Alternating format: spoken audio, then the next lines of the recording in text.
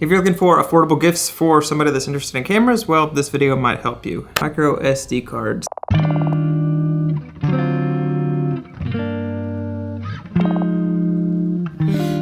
It's 4:30 in the morning. Since we got back from Ireland, I've been on this really weird cycle where I go to bed 8 o'clock and then I wake up at 4:30, and I've tried to break that cycle, and we're leaving in a couple of days to go to California, and that's a completely different time zone. So,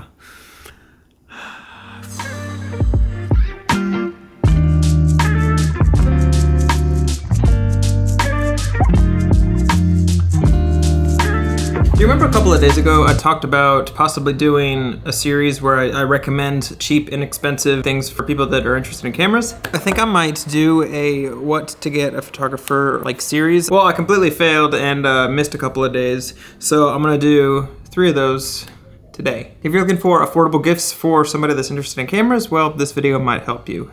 The first thing is going to be kind of boring, but I mean, it's a necessary thing. Micro SD cards. It seems like every camera that is kind of weird requires or uses micro SD cards. These are notorious for that. There have been so many times where I'm about to take the drone up, or I'm about to get a shot with this 360 camera, and I realize that I left all my micro SD cards at home. And the only way to fix that is to, buy more. The second item kind of has something to do with the first, and that is going to be where, once you get the SD cards, where you're gonna actually store them. And that's going to be card readers. This one is a hard-sided card reader, and this one is more of a wallet. And both of them have their benefits, and I'll link both of them down below. All this stuff will be linked down below, but card readers.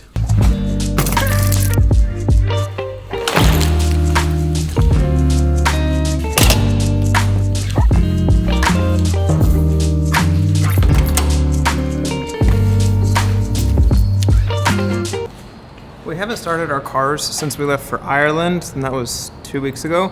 So starting the cars just to let them. The last item is gonna have something to do with the SD cards. You don't really need it. It's more of a preference rather than a necessity.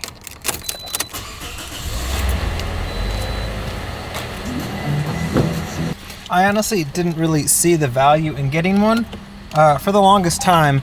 But now that I'm using it, it's making everything just a little bit faster, and that's a big deal.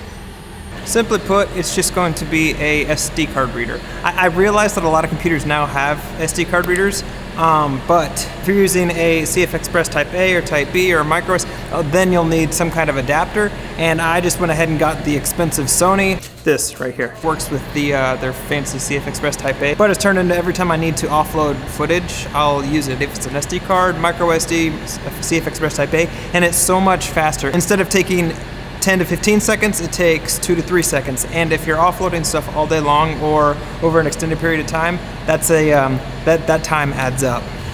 While I'm waiting for the cars just to do their thing, I'm throwing away all of our garbage that's been in here for 2+ weeks. What is this?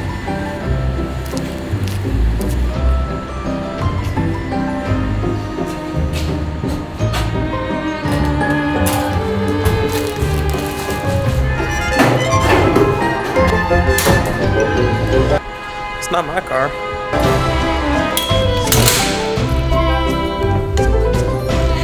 For me, in the way that I make videos, the top of the pedestal is going to be functionality and efficiency, and having something like an SD card reader that makes it faster is really priceless. Also, Savannah and I are shooting a wedding today, and we have to leave in an hour.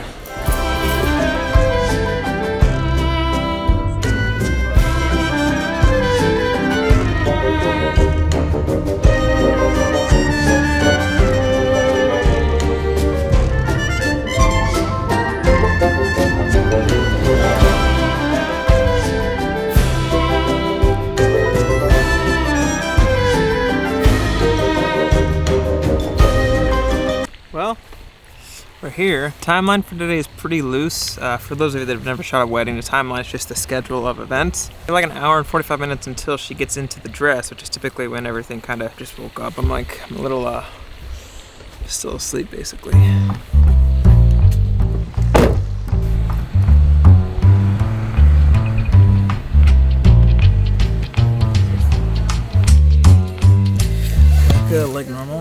use this camera for work, so I'll see you guys later. There's so much going on right now. How's the wedding going?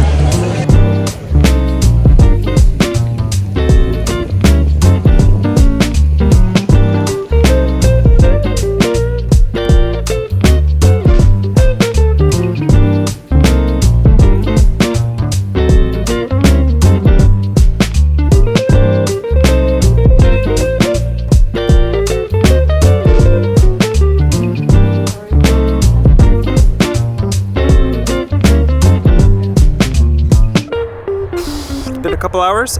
The wedding's going good. It's been kind of it's going good. This is like our 6th time shooting at this venue, and by now, honestly, we know pretty much everybody here, so it makes it that much easier because you can kind of. And all of the times that we've shot here, I've never once seen anybody utilize this little couch with the, and I don't know why. It's so cool. You can't see it now, but this is on top of a hill, and there's just gorgeous hills in the background, but nobody ever uses it. I don't know why. I was gonna get some work done, but I was just informed that the send-off is gonna be in 5 minutes, so I'm gonna do that.